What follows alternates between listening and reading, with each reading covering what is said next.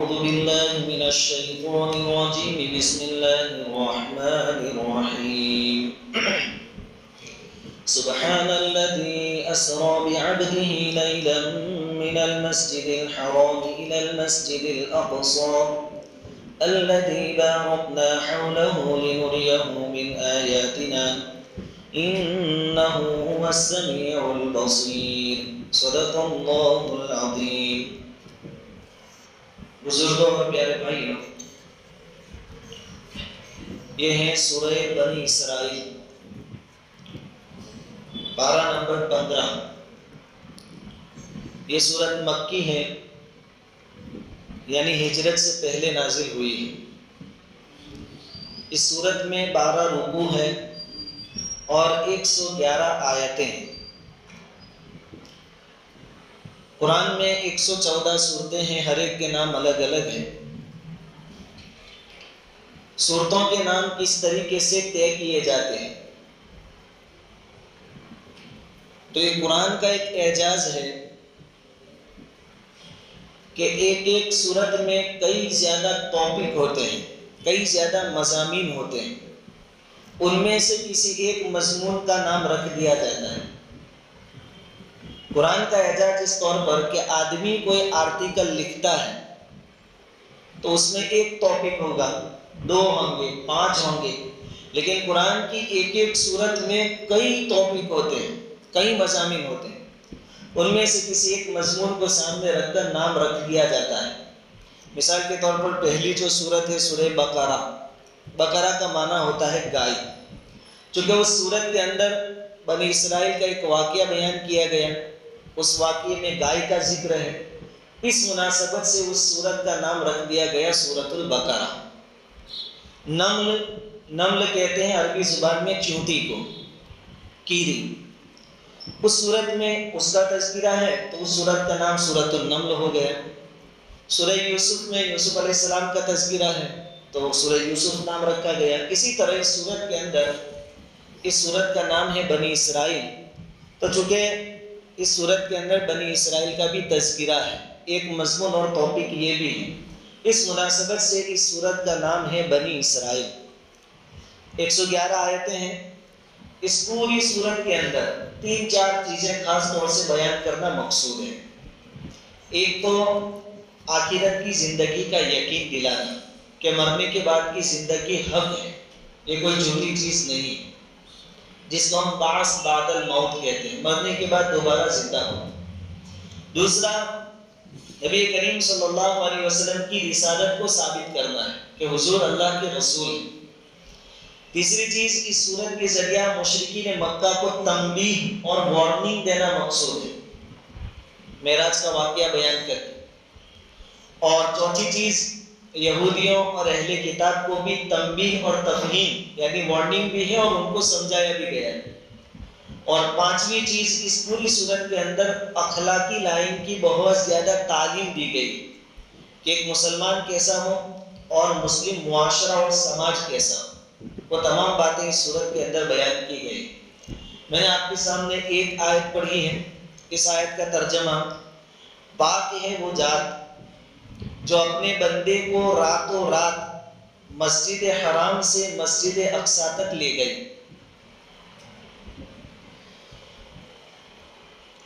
مسجد اقصی جس کے آس پاس میں ہم نے برکتیں رکھ دی ہے، لِنُرِيَهُ مِنْ آیاتنا، تاکہ ہم ان کو اپنی قدرت کے کچھ نمونے دکھا دیں۔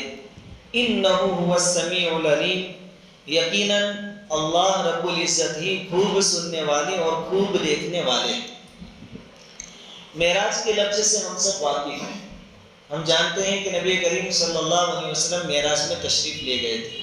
اس آیت کے اندر اس واقعے کو مختصراً نقل کر دیا گیا ہے، اس کی تفصیل احادیث میں بیان کی گئی۔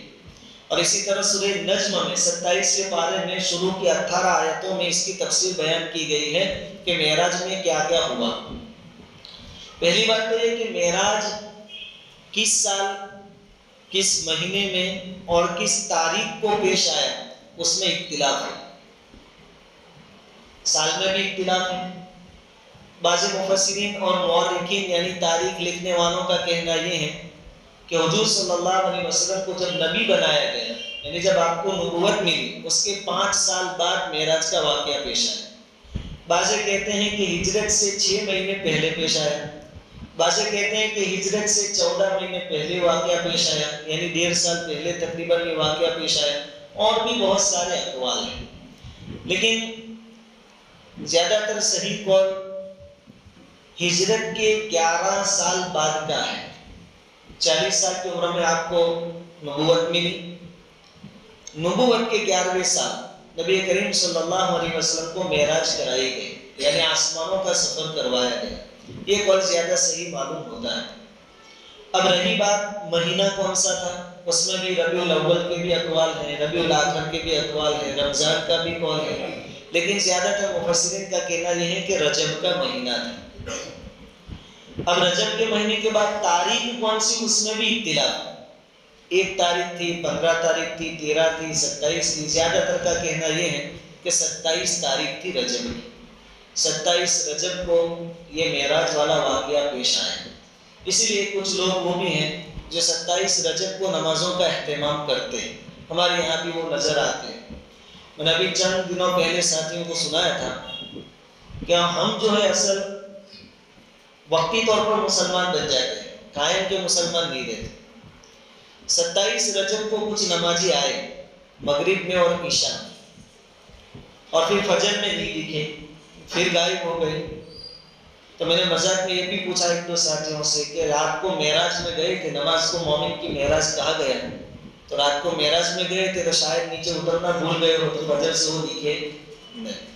ایسی بات نہیں، ہم ہمیشہ کے مسلمان رہیں، موسم وائز مسلمان نہ، پکے اور سچے مسلمان بنے رہے۔ خیر، ایک چاچا دوسرے دن مجھے مغرب کی اذان سے 5-7 منٹ پہلے ملے، وہ گیٹ پر مغرب کی اذان میں 5-7 منٹ پہلے مجھ سے پوچھ رہے ہیں کہ رجب کی 27 وہ رات آج ہے، بڑی رات آج ہے یا کل ہو گئی؟ میں نے کہا شب معراج جس کو تم کہتے ہو وہ تو کل ہو گئی۔ پھر وہ چاچا وہاں سے واپس ہو گئے، نماز پڑھنے مسجد میں نہیں آئے کیونکہ معراج کی رات ختم ہو گئی۔ یہ ہمارا سلوک ہے ایمان کے ساتھ، ایمان کے احکام کے ساتھ، ایسا نہیں ہونا چاہیے۔ خیر، پہلی بات یہ کہ معراج کس سال میں پیش آیا اس میں بھی اختلاف، کس مہینے میں پیش آیا اس میں بھی اختلاف، اور کس تاریخ میں پیش آیا اس میں بھی اختلاف۔ اسی لیے شب معراج کی باقاعدہ کوئی عبادت منقول نہیں ہے۔ جب تاریخ میں ہی اختلاف ہے تو پھر باقاعدہ کوئی عبادت کیسے منقول ہوگی؟ خیر، دوسری چیز کہ معراج میں حضور صلی اللہ علیہ وسلم کو مکۃ المکرمہ سے مسجد اقصیٰ تک لے جایا گیا، اتنے حصے کو اسراء کہتے ہیں، اور پھر مسجد اقصیٰ یعنی فلسطین سے اوپر 7 آسمانوں کا سیر کرایا گیا۔ یہ جو اوپر کا سفر ہے اس کو معراج کہتے ہیں۔ پہلا جو حصہ ہے زمین کا، زمینی سفر کا، وہ اسراء کہلاتا ہے، مکہ سے ملک شام تک کا، مسجد اقصیٰ تک کا، اور وہاں سے جو اوپر چلے اس کو معراج کہتے ہیں۔ اب یہ ایک اعزاز ہے، عزت ہے، انعام ہے جو نبی کریم صلی اللہ علیہ وسلم کو دیا گیا۔ لیکن سوال یہ ہے کہ یہ انعام کیوں دیا گیا، اس کا بیک گراؤنڈ کیا ہے، پس منظر کیا ہے اس کا؟ تو یاد رکھیے، اللہ رب العزت کا ایک قانون ہے کہ جو بندہ اس کے دین کے خاطر جتنی زیادہ قربانیاں دیتا ہے، اللہ رب العزت اپنے اس بندے کو اتنا زیادہ نوازتا ہے۔ ہم بزرگان دین کو، بڑے بڑے علماء اور بزرگوں کو دیکھتے ہیں کہ آدمی ان سے مسافہ لینے کے لیے کئی کلومیٹر تک دور کا سفر کرتا ہے، اور مسافہ ہو جائے اس کو اپنی خوش قسمتی سمجھتے ہیں۔ وہ اگر دیکھ لے، مسکرا دے تو آدمی خوش ہو جاتا ہے۔ ان کو یہ مقام اور مرتبہ ایسے ہی نہیں مل گیا، انہوں نے دین کے خاطر بہت قربانیاں پیش کی ہوتی ہیں، بہت زیادہ عبادتوں میں اور ریاضتوں میں آگے بڑھے ہوئے ہوتے ہیں، تب جا کے اللہ رب العزت ان کو وہ مقام عطا فرماتے ہیں۔ نبی کریم صلی اللہ علیہ وسلم کی قربانیوں کا تو کیا پوچھنا۔ نبوت کے اعلان سے پہلے مکہ والے بھی آپ کو امین کہتے تھے، امانت دار، صادق کہتے تھے، سچے، اور آپ کی بات کو مان لیتے تھے۔ 2 آدمیوں میں جھگڑا ہو، 2 جماعتوں میں جھگڑا ہو، حضور کے پاس فیصلہ کرواتے تھے، اپنی امانتیں اور قیمتی چیزیں حضور کے پاس امانت کے طور پر رکھ جاتے تھے، سب کچھ ٹھیک ٹھاک تھا۔ لیکن جیسے ہی آپ کو نبوت سے نوازا گیا اور آپ نے اپنے نبی ہونے کا اعلان کیا، اور وہ مکہ والے جو 360 بتوں کی پوجا کرتے تھے ان کے سامنے اعلان کیا کہ یہ جھوٹے بت ہے، جھوٹے معبود ہے، تمہارا معبود حقیقی صرف ایک اللہ ہے، بس یہ سننا تھا کہ مکہ والے آپ کے ایسے دشمن بن گئے کہ دشمنی میں کوئی تکلیف ایسی انہوں نے نہیں چھوڑی جو نہ پہنچائی۔ کسی بھی طرح حضور کو ذرہ برابر بھی راحت نصیب نہ ہو، اس کی بھرپور کوشش مکہ والوں نے کی۔ آپ کو پتھر بھی مارے، آپ کو گالیاں بھی دی، آپ کے گلے میں چادر ڈال کر آپ کو گھسیٹا، آپ کی پیٹھ مبارک پر گندگی بھی رکھ دی، بہت پٹائی بھی کی، بہت گالیاں بھی دی، آپ کے راستے میں کانٹے بھی بچھائے، ہر قسم کی تکلیف دی۔ یہاں پر انہوں نے بس نہیں کیا۔ آدمی کی سب سے زیادہ انسلٹ اور بے عزتی یہ ہے کہ لوگ اس کا بائیکاٹ کر دیں، ان سے تعلق ختم کر دیں۔ بائیکاٹ مکہ والوں نے وہ بھی نبی کریم صلی اللہ علیہ وسلم کے ساتھ کیا۔ 3 سال تک لگاتار شیعہ ابی طالب کی گھاٹی میں مکہ سے باہر آپ صلی اللہ علیہ وسلم کو اور آپ کے ماننے والوں کو قید کر کے رکھا گیا، اور اتنی سخت پابندیاں ڈالی گئی کہ نہ ادھر کا کوئی آدمی باہر نکل سکتا تھا، نہ باہر کا کوئی آدمی اندر جا سکتا تھا۔ اس کے باوجود بھی نبی کریم صلی اللہ علیہ وسلم کسی طرح دین کی دعوت مکہ والوں تک پہنچاتے تھے۔ ان 3 سالوں میں مسلمانوں کی جو چھوٹی سی جماعت تھی، جن میں عورتیں بھی تھیں، بچے بھی تھے، انہوں نے بہت قربانیاں پیش کی، بہت قربانیاں پیش کی، حتیٰ کہ بھوک اور پیاس کی وجہ سے عورتوں کے سینوں میں دودھ نہیں اترتا تھا، جس کی وجہ سے بچے بھوک کی وجہ سے بہت روتے تھے۔ اس رونے پر مشرکین مکہ کو ترس نہیں آتا تھا، رحم نہیں آتا تھا، بلکہ اور خوش ہوتے تھے اور تالیاں بجاتے تھے اور مذاق اڑاتے تھے۔ لیکن یہ وقت بھی گزر گیا۔ دنیا میں خوشی کا وقت ہو یا غمی کا، اس کو گزرنا ہے، وقت بہرحال گزر جاتا ہے۔ یہ وقت گزر گیا، ادھر اللہ رب العزت کی مدد آئی، اور جو معاہدہ لکھا گیا تھا اور اس کو کعبے کے ساتھ چپکایا گیا تھا کہ محمد کے ساتھ اور ان کے ساتھیوں کے ساتھ پورا مکہ بائیکاٹ کرے گا، اس کو ڈیمک کھا گیا۔ نبی کریم صلی اللہ علیہ وسلم نے خبر دی، دیکھا گیا تو ویسا ہی پایا۔ اب جب معاہدہ ہی ختم ہو گیا تو قید ختم ہو گئی۔ نبی کریم صلی اللہ علیہ وسلم اور ایمان والے پھر مکہ المکرمہ میں داخل ہوئے، پھر وہی دین کی محنت شروع، پھر بیٹھ نہیں گئے کہ اب قید میں جا کر آئے، اب ان کے بارے میں کچھ بولنے کا نہیں، اپنے بھلے اپنی کام بلا، اپنا فیملی بلی، یہ کام نہیں کیا، بلکہ پھر محنت شروع کی۔ مکہ والوں نے پھر آپ کو ستانا شروع کیا۔ یہ سلسلہ چلتا رہا، چلتا رہا، چلتا رہا۔ ان مصیبت کی گھڑیوں میں ظاہری اسباب کے طور پر 2 سہارے حضور صلی اللہ علیہ وسلم کے پاس موجود تھے۔ جب پورا مکہ آپ کو ستاتا، آپ پریشان حال ہو کر گھر پر آتے، تو گھر پر آپ کی غمخوار بیوی حضرت خدیجہ رضی اللہ تعالیٰ عنہ موجود ہوتی، آپ کو دلاسا دیتی، آپ کو تسلی دیتی، آپ کو صبر دلاتی اور ہمت دلاتی۔ واقعتاً ایسی عورتیں جو شوہروں کو ہینڈل کرنا جانتی ہیں، اس کی وجہ سے شوہر کا سارا ٹینشن ختم ہو جاتا ہے کہ شوہر باہر کام کاج سے پریشان ہو کر کاروبار ہوتا نہیں ہے، قرضے میں ڈوبا ہوا ہوتا ہے، بکری اور گراہکی ہوتی نہیں ہے، اور پھر شوہر گھر پر آوے، لیکن عورت 2 میٹھے بول کہہ دے تو شوہر کی دن بھر کی تھکان دور ہو جاتی ہے، اس کا حوصلہ بلند ہوتا ہے، وہ ایک نئی ہمت کے ساتھ دوسرے دن میدان میں نکلتا ہے۔ تو حضرت خدیجہ رضی اللہ تعالیٰ عنہ آپ کا ایک سہارا تھے۔ جب پورے مکہ والے ستاتے، رات کو آتے، حضرت خدیجہ آپ کو دلاسا دیتی، تسلی دیتے، آپ کو اطمینان ہوتا۔ ایک یہ سہارا، اور ایک دوسرا سہارا تھا چچا ابو طالب کا۔ دادا عبد المطلب کے انتقال کے بعد چچا ابو طالب کی پرورش میں تھے نبی کریم صلی اللہ علیہ وسلم۔ چچا ابو طالب بنو ہاشم خاندان کے تھے، اور بنو ہاشم کا خاندان بہت بڑا خاندان تھا اور بہت مضبوط اور عزت والا خاندان۔ آج بھی جو خاندان بڑا ہوتا ہے، معزز ہوتا ہے، لوگ ان سے چھیڑ چھاڑ نہیں کرتے، پہلے ان کے خاندان بیک گراؤنڈ کے بارے میں جان لیتے کہ یہ کون سے خاندان کا ہے، پھر اپنا پاور دکھاتے۔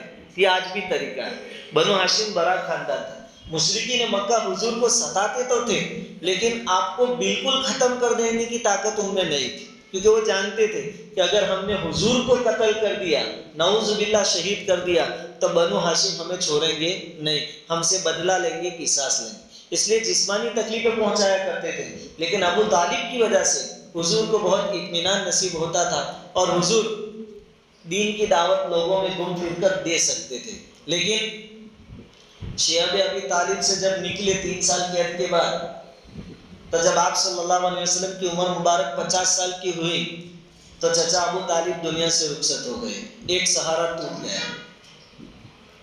اس کے تھوڑی مدت کے بعد حضرت خدیجہ رضی اللہ تعالیٰ عنہ بھی دنیا سے رخصت ہو گئی۔ اب 2 سہارے تھے وہ بھی ختم ہو گئے۔ اللہ رب العزت اپنی قدرت دکھانا چاہتے ہیں کہ جس کا کوئی نہیں اس کا میں، دونوں سہارے ختم، گھر میں چھوٹی اولاد ہے، کیونکہ حضور کی اکثر اولاد حضرت خدیجہ کے پیٹ سے، حضرت رقیہ، ام کلثوم، حضرت فاطمہ، یہ حضرت خدیجہ کے پیٹ سے اولاد ہے، چھوٹی چھوٹی اولاد ہے گھر میں، باہر دنیا پوری مخالفت پر اتری ہوئی ہے، آدمی جائے تو کہاں جائے، حضور بہت پریشان ہے۔ پھر نبی کریم صلی اللہ علیہ وسلم نے دیکھا کہ لگتا نہیں کہ مکہ والوں کے دل نرم ہوں گے اور ان میں کئی رحم آئے گا، اس لیے نبی کریم صلی اللہ علیہ وسلم نے یہ طے کیا کہ اب میں جاتا ہوں طائف والوں کے سامنے ایمان کی دعوت پیش کرتا ہوں، اگر انہوں نے مان لیا تو دین کی بنیاد پڑ جائے گی اور وہاں سے کچھ راستے کھل جائے گی۔ بڑی امیدوں کے ساتھ مکہ والوں سے مایوس ہو کر نبی کریم صلی اللہ علیہ وسلم طائف پہنچے۔ سفر بھی دور دراز کا تھا، بڑی مشقتوں والا سفر، اور جتنی بڑی امید تھی اتنی زیادہ مایوسی ہاتھ لگی۔ طائف والوں نے تو تکلیفیں پہنچانے میں مکہ والوں کو بھی پیچھے چھوڑ دیا۔ نبی کریم صلی اللہ علیہ وسلم جس گلی کوچے سے گزرتے، بدماش قسم کے بچوں کو آپ کے پیچھے لگا دیا۔ وہ بچے کیا کرتے؟ آپ کو پتھروں سے مارتے، آپ کے پیچھے تالیاں بجاتے، زور زور سے آپ کو پاگل، دیوانہ اور مجنوں کہتے، اور ان کے مارنے کی وجہ سے نبی کریم صلی اللہ علیہ وسلم کے جسم اطہر سے خون کے فوارے نکل آئے تھے۔ اور ہم جانتے ہیں کہ جب نبی کا خون کسی زمین پر بہایا جاتا ہے، اللہ رب العزت زمین والوں کو ختم کر دیتے ہیں۔ جیسے ہی نبی کا خون طائف کی سرزمین پر گرا، اللہ رب العزت نے فرشتوں کو بھیجے، نبی کریم صلی اللہ علیہ وسلم کی خدمت میں فرشتے خدمت میں حاضر ہوئے اور عرض کیا کہ اللہ کے نبی آپ حکم کریں، یہ جو 2 پہاڑ ہیں جس کے بیچ میں طائف کی بستی بسی ہوئی ہے، آپ حکم کریں، ہم ان کو ایسے پیس دیں گے 2 پہاڑ کے بیچ میں کہ ان کا کھیما بنا دیں گے، آپ اجازت دیں۔ اپنے آپ کو بھی ذرا حضور کے ساتھ کمپیئر کر کے دیکھیں کہ ہم ہوتے تو کیا سوچتے اور حضور نے کیا کیا۔ ہم ہوتے تو یہی کہتے کہ دیکھو اللہ کی مدد آ گئی، اور کہتے کہ بہت زور سے، ذرا زور سے دبانا ہے اور جلدی ختم کرو۔ لیکن نبی کریم صلی اللہ علیہ وسلم نے کیا فرمایا کہ نہیں، میں تو رحمت للعالمین بنا کر بھیجا گیا، دنیا جہاں والوں کے لیے رحمت ہی رحمت۔ اگر یہ لوگ ایمان نہیں لاتے ہیں، میری دعوت کو قبول نہیں کرتے تو کوئی حرج نہیں، مجھے امید ہے کہ ان کے آنے والی نسلوں میں اللہ کا نام لینے والے لوگ پیدا ہوں۔ حضور نے ان کے لیے دعا فرمائی، ان کو دعا دے کر زخمی جسم کے ساتھ کہ آپ کے جسم مبارک سے خون بہ رہا ہے، آپ واپس مکہ آئے۔ اب وہ آدمی جو اپنے شہر سے نکالا گیا ہو خالی ہاتھ، بڑی امید سے طائف تک کا سفر کیا ہو، وہاں سے بھی خالی ہاتھ واپسی ہوئی ہو، اس کے حوصلے کیسے ٹوٹ جاتے ہیں۔ اب مکہ والوں کو ڈبل زور آ گیا کہ چلو ہم تو ان کو دھتکارتے تھے، بھگاتے تھے، طائف والوں نے تو ہم سے زیادہ کام کر دیا، ان میں اور جوش آ گیا۔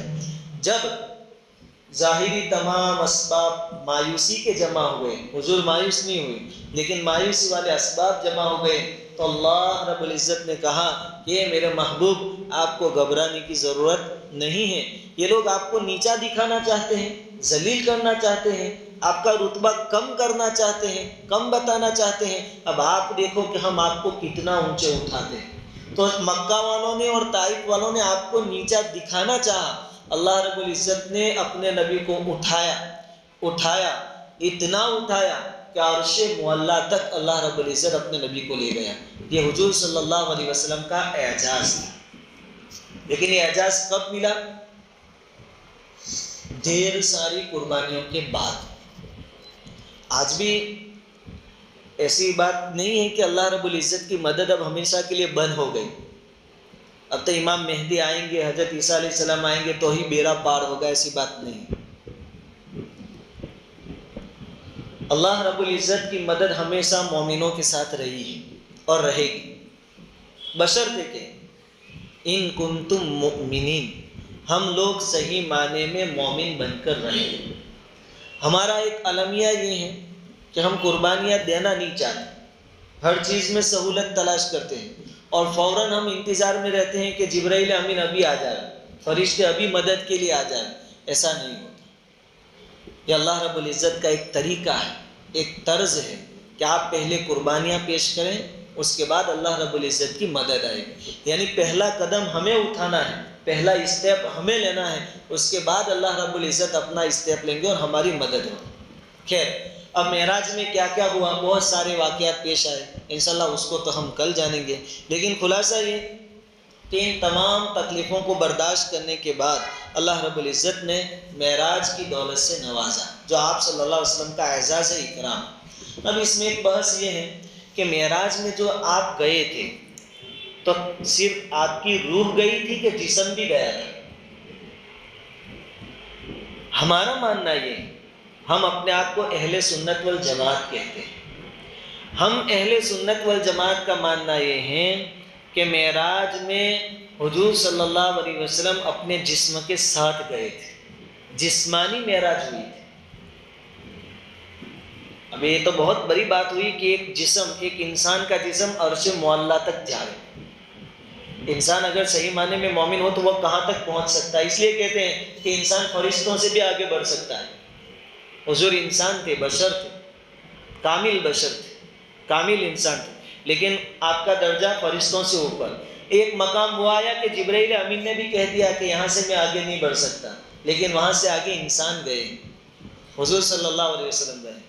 تو انسان اگر بگاڑ پر آ جائے تو شیطان کو پیچھے چھوڑ دے، اور اگر سدھرنے پر آ جائے تو فرشتوں کو پیچھے چھوڑ دے۔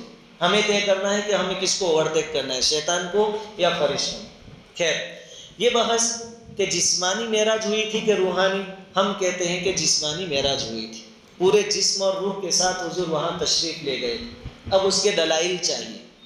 ہماری شریعت کی خوبی یہ ہے کہ کوئی بھی بات دلیل کے بغیر نہیں کہی جاتی۔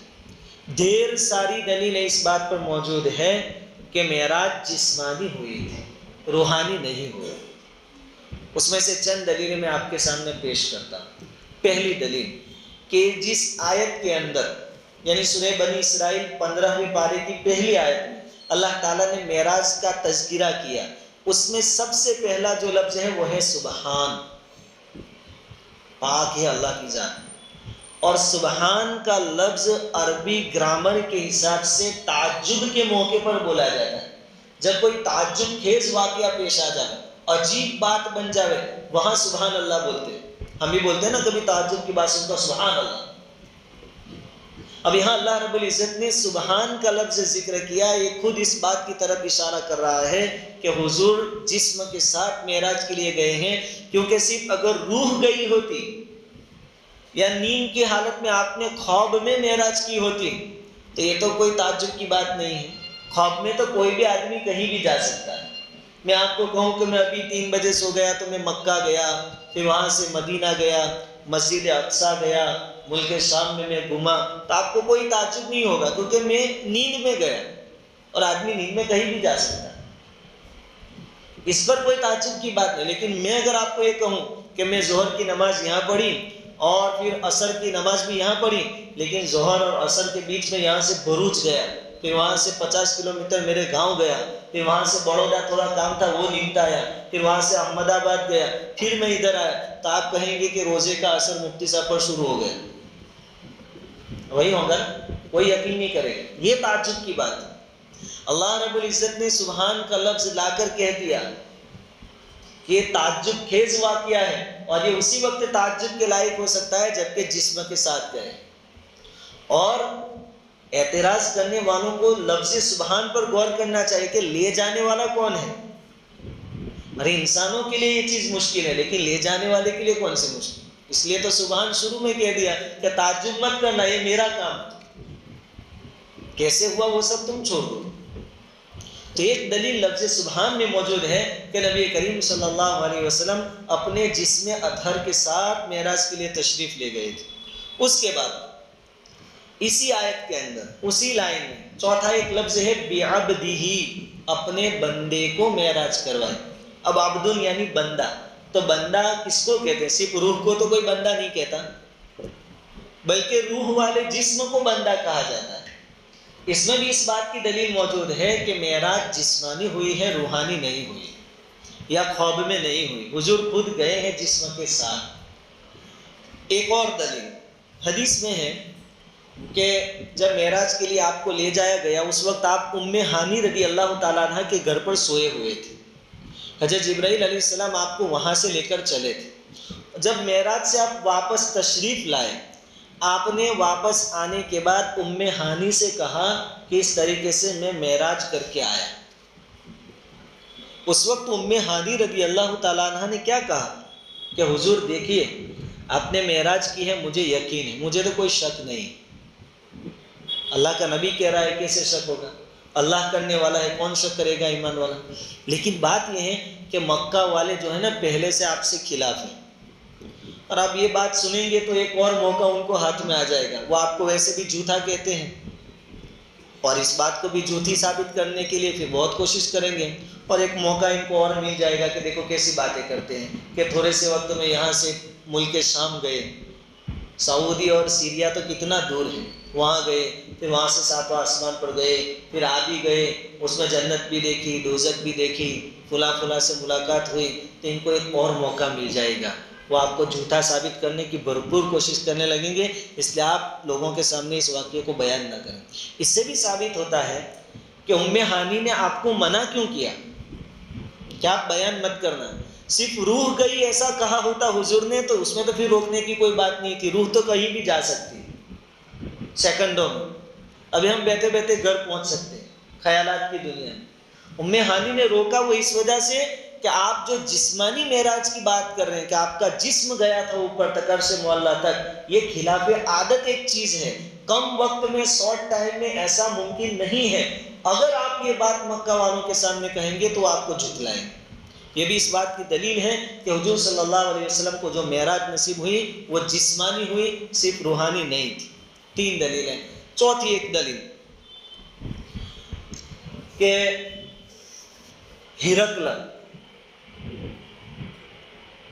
ایک بادشاہ تھا ملک روم کو آج کے دور میں ہم اٹلی کہتے ہیں.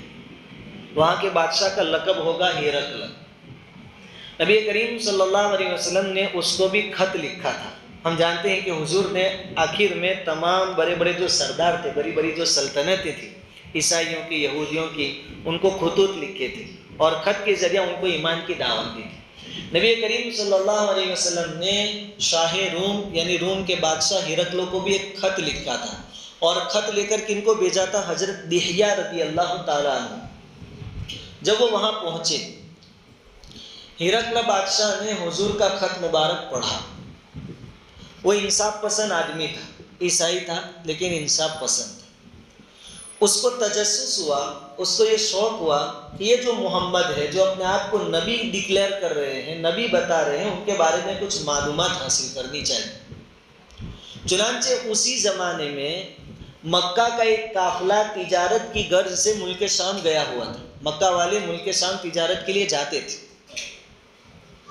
اس قافلے میں ابو سفیان بھی تھے جو اس وقت مسلمان نہیں تھے. ہرقل نے حکم دیا کہ مکہ کا جو قافلہ ہمارے ملک میں تجارت کی غرض سے آیا ہے، ویپار کے لیے آیا ہے، ان کو میرے سامنے پیش کرو تاکہ میں یہ جو محمد نامی شخص ہے جو اپنے آپ کو نبی کہتے ہیں ان کے بارے میں ذرا تحقیق کروں. چنانچہ ابو سفیان اور دوسرے جو ساتھی تھے قافلے میں ان کو لایا گیا. ہرقل بادشاہ نے پہلے سوال کیا کہ یہ جو محمد نام کے شخص ہے تم میں سے کوئی ان کا زیادہ قریبی ہے، رشتہ دار ہو، ایک خاندان کا ہو، ایسا کوئی آدمی ہے؟ ابو سفیان نے کہا کہ میں قریبی ہوں. تو ابو سفیان سے کہا کہ تم آگے آ جاؤ، باقی سب کو کہا تم پیچھے بیٹھ جاؤ. ہرقل نے کہا کہ میں کچھ سوالات آپ سے کر رہا ہوں، آپ صحیح جواب دینا محمد کے بارے میں. پھر کچھ سوالات کیے کہ یہ جو محمد ہے ان کا خاندان کیسا ہے، बड़े खानदान के हैं कि फिर वही कोई लल्लू बंजो आदमी है? तो अबू सुफियान ने कहा कि नहीं, ये तो बहुत बड़े खानदान के हैं, उनका खानदान तो बहुत मुअज़्ज़ज़ है, इज्जत वाला है। ठीक है। हिरकल ने कहा कि इनके खानदान में कोई बादशाह गुजरा है? अबू सुफियान ने कहा कि नहीं, कोई बादशाह नहीं गुजरा। चलो ठीक है। हिरकल ने फिर सवाल पूछा कि इनको झूठ बोलने की क्या आदत हो, ऐसा कभी मालूम हुआ? इन्होंने जब अपने आप को नबी डिक्लेयर किया उससे पहले भी कभी झूठ बोले हो ऐसा? तो अबू सुफियान चाहते हुए भी इनकार कर दिया उन्होंने। वो तो चाहते थे कि नबी को झूठा साबित करें, नबी को हकीर कर दे, बादशाह की नज़रों से गिरा दे, लेकिन एक ऐसा वस्फ था कि दुश्मन भी आपको मामलात की लाइन से झूठा नहीं कह सकते थे। अबू सुफियान ने कहा कि नहीं, झूठ तो आज तक हमने नहीं सुना, बल्कि हमने तो उनको सादिक का लक़ब दिया है कि आप सच्चे हैं। हिरकल ने और कुछ सवालात किए। अबू सुफियान कहते हैं, बुखारी की रिवायत है, अब वो दलील कि हुजूर को मेराज जिस्मानी हुई थी, वो दलील। अबू सुफियान कहते हैं कि मेरे दिल में ये बात आई कि कोई ऐसी झूठी बात कह दूं हिरकल के सामने जिससे हुजूर की शान उसके सामने घट जाए, हुजूर की इंसल्ट हो, हुजूर की जिल्लती हो, ताकि हिरकल आपके बारे में जानना छोड़ दे, तजस्सुस छोड़ दे और आपको हकारत की नज़र से देखने लगे। अबू सुफियान कहते हैं, लेकिन बहुत बड़ी बात, अबू सुफियान मुसलमान नहीं है, हुजूर के दुश्मन हैं, अपने दुश्मन के बारे में रिपोर्ट दे रहे हैं, लेकिन अबू सुफियान कहते हैं कि मेरे दिल में ये ख्याल आया कि झूठ बोलना अच्छी चीज़ नहीं है। झूठ बोलना कौन कह रहा है? मुशरिकीन मक्का के सरदार उस वक्त के अबू सुफियान कह रहे हैं कि झूठ बोलना अच्छी चीज़ नहीं, और हम मुसलमान होकर बात बात पर झूठ बोलते हैं, एक बात में 3 मरतबा झूठ बोलते हैं, शुरू में भी, बीच में भी और आखिर में। झूठ बहुत बड़ा गुनाह है। मैंने एक रिवायत सुनाई थी, नबी करीम सल्लल्लाहु अलैहि वसल्लम ने फरमाया कि जो आदमी मजाक में भी झूठ बोलना छोड़ दे, यानी मजाक में भी ना बोले, मैं जन्नत के बीच में उसको ठिकाना दिलाने की गारंटी लेता हूँ। जन्नत के बीच में झूठ बोलना छोड़। बहुत बड़ी नहुसत। किसी से पैसे लिए हैं, उसका फ़ोन आया, घर में है, अब बच्चे को फ़ोन दे दिया, जागता है, बच्चे को दे दिया, अब्बा सो गए ले, अब्बा टॉयलेट में है, अब्बा ये कर रहे, अब्बा बाजार गए ले। हर चीज़ में हम झूठ बोलते। रोज़े की हालत में अगर हदीस है, हुजूर ने फरमाया मल्लम यदा कौल ज़ूर वल अमल बिही, जो झूठ बोलना ना छोड़े और झूठ पर अमल करना ना छोड़े, फला हाजत लिल्लाहि अन यदा तआमहु व शराबहु औ कमा क़ाल अलैहिस्सलातु वस्सलाम, तो अल्लाह ताला को उसके भूखे और प्यासे रहने की कोई परवाह नहीं और कोई ज़रूरत नहीं, कोई सवाब नहीं मिले। झूठ से अपने आप को बचाएं, अपने बच्चों को भी सच बोलने की आदत डालें। हुजूर का फरमान है अस्सिद्क़ु युंजी, सच्चाई आपको नजात दिलाएगी। परेशानी आएगी अगर कोई ऐसा मौका होगा, लेकिन जीत आपकी होगी, फतह आपकी होगी और जन्नत तक आपको पहुंचा देगी। खैर, अबू सुफियान मुशरिक होकर भी कहते हैं कि मैंने सोचा, मैं चाहता था कि झूठ बोलकर हुजूर का मर्तबा और दर्जा घटा दूं, लेकिन मुझे एक डर हुआ कि अगर मैं झूठ बोल दिया तो झूठ बोलना अच्छी चीज़ नहीं। और हिरकल ने शुरू में उसके साथियों से, अबू सुफियान के साथियों से कहा था कि मैं जितनी बातें इनसे पूछूं, जवाब में अगर ये आदमी झूठ बोले तो तुम लोग उसको रोक देना, बता देना कि झूठ है। अबू सुफियान कहते हैं मेरे दिल में एक खतरा हुआ कि अगर पीछे से कोई कह देगा कि झूठ बोलता है, तो फिर झूठ बोलने की वजह से बादशाह की निगाहों से मैं गिर जाऊंगा, बादशाह मुझ पर एतमाद नहीं करेगा और फिर लाइफ टाइम मेरे ऊपर झूठा होने का सिक्का लग जाएगा, इसलिए मैं झूठ नहीं बोलूँगा। अबू सुफियान ने सब सच्चे सच्चे जवाबात दिए, लेकिन एक शरारत की। क्या की कि बादशाह सलामत, एक चीज़ है, अगर आप जानना चाहते हो कि मोहम्मद कैसे हैं, क्या है, तो मैं एक बात उनके मुतालिक आपको बताता हूँ, वो सुनेंगे तो आपको पता चल जाएगा कि वो सच्चे हैं कि झूठे हैं, आप खुद तय कर लेंगे, नक्की कर लेंगे। हिरकल ने कहा बताओ। अब सुनिए, अबू सुफियान ने कहा कि वो जो मोहम्मद है, जो अपने नबी होने का दावा करता है, उनका एक दावा ये भी है कि वो एक रातों रात थोड़े से टाइम में मक्का से निकलकर आपकी मस्जिद अक्सा तक आए थे, मुल्क शाम तक आए थे, सऊदी से मुल्क शाम तक, और फिर यहाँ से सातों आसमानों पर गए थे, फिर वापस आए थे और मुख्तसर वक्त में, बिल्कुल शॉर्ट वक्त के अंदर वापस मक्का आ गए थे। اب اس واقعے سے آپ اندازہ، ابو سفیان یہی اشارہ کرنا چاہتے تھے کہ آپ جھوٹ بول رہے ہیں، معراج کا واقعہ جھوٹا ہے، یہ ثابت کرنا چاہتے تھے۔ ہرقل کے سامنے جب یہ بات کی گئی، ہرقل بھی تعجب کرنے لگا، لیکن اس وقت ہرقل کے پاس فلسطین کا، ملک شام کا ایک بہت بڑا عالم موجود تھا، عالم۔ وہ فوراً بولا کہ اس رات کو میں جانتا ہوں، جس رات یہ واقعہ پیش آیا اس رات کو میں جانتا ہوں۔ بادشاہ ادھر دیکھنے لگا، تجھے کیسے معلوم؟ اس عالم نے کہا کہ بات دراصل یہ ہے کہ میری عادت ہے کہ روزانہ سونے سے پہلے بیت المقدس یعنی مسجد اقصیٰ کے تمام دروازے میں بند کر دیتا ہوں۔ جب تک دروازے بند نہیں کرتا وہاں تک میں سوتا نہیں۔ لیکن اس رات ایسا ہوا کہ تمام دروازے بند ہو گئے، لیکن ایک دروازہ میں نے بہت کوشش کی پھر بھی بند نہیں ہوا۔ میں بند کرنے جا رہا ہوں، بند نہیں ہو رہا، میں پریشان ہو گیا۔ میں نے اپنے ساتھیوں کو بلایا کہ دروازہ بند کرنے میں میری مدد کرو۔